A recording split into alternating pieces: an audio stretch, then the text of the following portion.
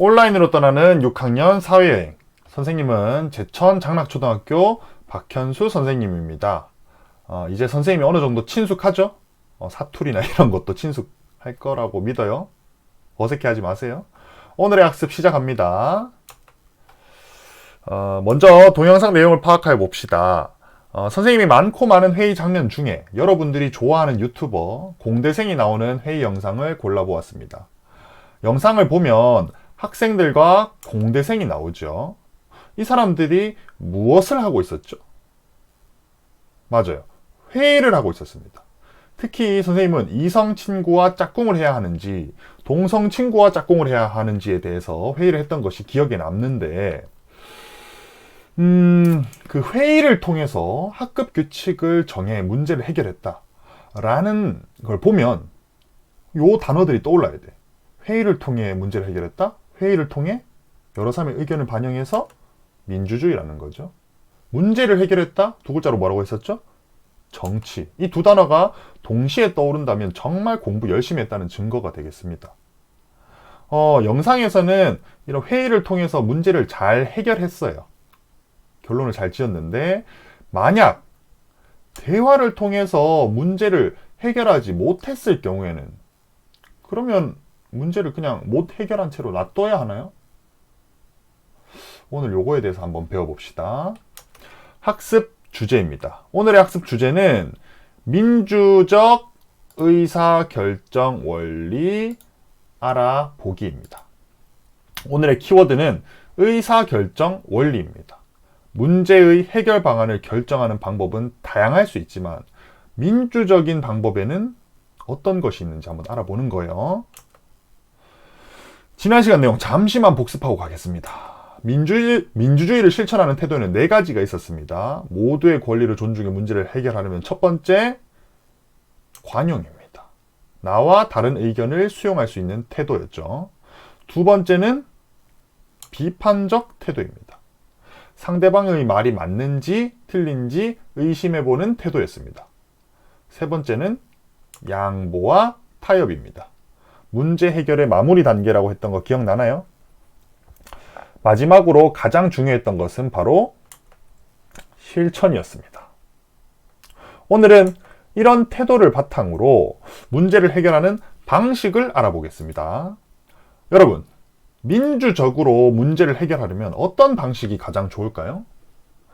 예를 들어서 오늘 가족과 점심 메뉴를 정한다고 생각해 봅시다.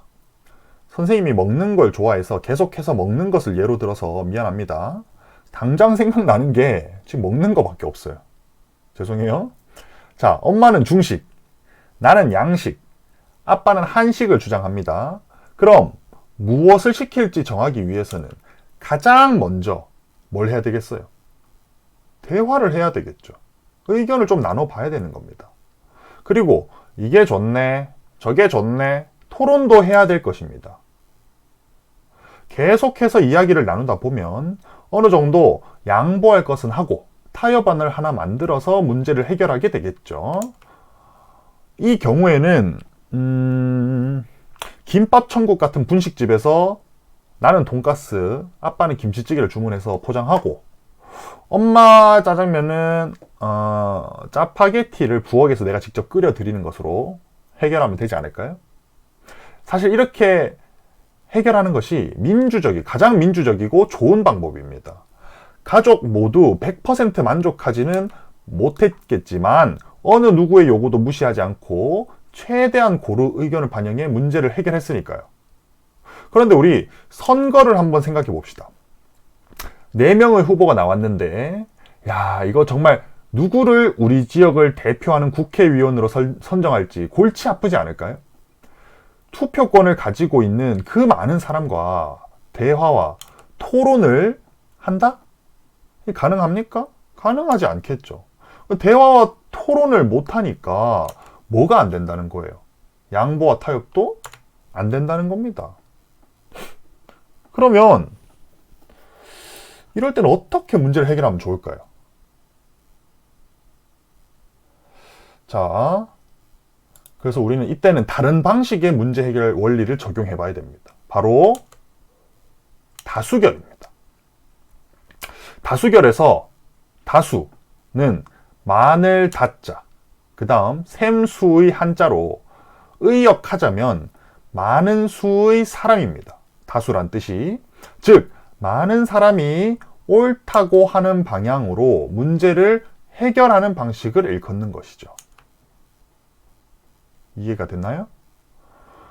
어떤 문제를 해결할 때 많은 사람이 선택하는 해결 방식이 적은 사람이 선택하는 해결 방식보다 합리적일 것이다 라고 가정해서 많은 사람이 선택하는 해결 방식을 사용하는 겁니다. 예를 들어서 수학 시간에 선생님이 앞에서 분수의 나눗셈 문제를 풀어준다고 생각해 봅시다. 문제는 2분의 1 나누기 2였습니다. 근데 답을 보기를 주시는 거예요. 1번 보기는 4분의 1이야. 2번 보기는 1이에요. 여기서 답을 반 친구들이 손을 더 많이 드는 것으로 고른다고 해봅시다. 그럼 어떻게 되겠어요?